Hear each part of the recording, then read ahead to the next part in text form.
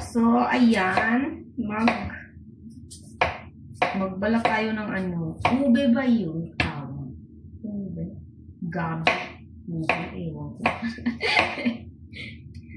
Hindi ko alam. Gabi ba yun? Ube. Itong ganito. Yan. Basta yun na yun. Masarap pa. Parang kamote rin.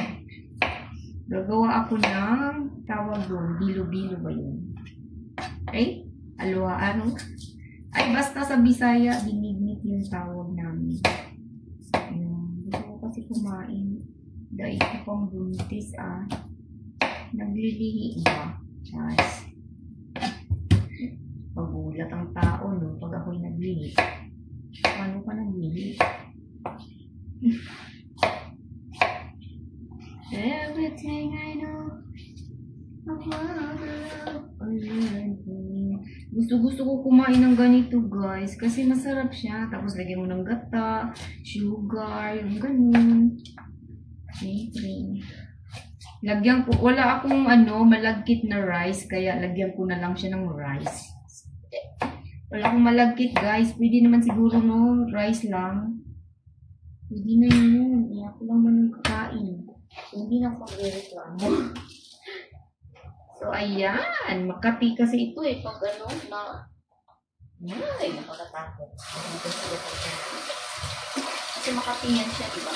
Ito, ewan ko ang tawag yan. Gabi ba yun? Gabi or ube? Isa lang sa nila. Basta yun na yun. Gabi ba yun or ube? Basta yun na. Wala yung pangalan, guys. Sa English is yam. Yun po yun, yam. Ano yun ba atin? Basta yam siya. Gabi yata yan. Ube yata o gabi. Ay, ewan. Basta yam. Favorito ko yung yam. Lalo na kapag meron kang lechon. Baboy. Hala, umulan. Ako, tatakbo na naman ako magsasara ng mga bintana. Ito. Kung kailan ako naghiwa-hiwa na. Kasi guys, pag hindi, kasi guys, kapag hindi ko isara yung mga bintana, kapag malakas yung ulan guys, pumapasok siya sa bintana.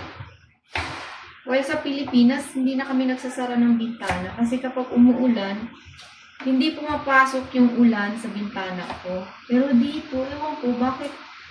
Kailangan mo talaga magsara ng bintana guys, kasi magbasa yung papasok kasi yung ulan sa bintana, ewan ko kung bakit.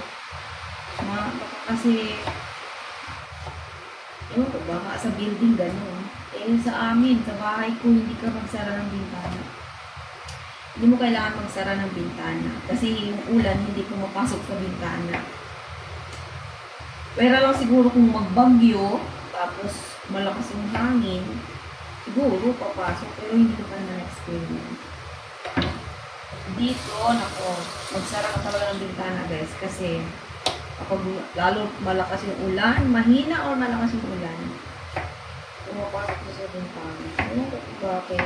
Bakit kaya? Hindi ko din ma-explain. Parehas lang ako pero may bintana. Or siguro sa ito, sa hangin ba? Ano ba yun? Pero iwan ko lang guys. Nagtataka talaga ako.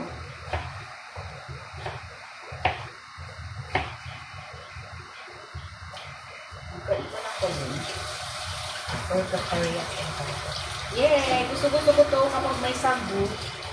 Kaya nga talaga ito yung pagkain.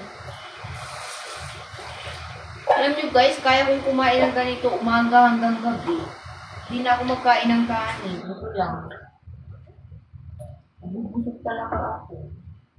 Hindi na ako maghanap ng iba pang pagkain. Ito lang, sapat na.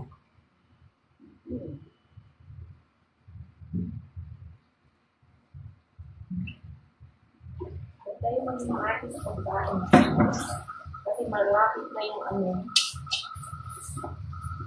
bumababa na po si Pisa. Ginigising na po tayo ni Pisa. Huwag tayo mag-arte.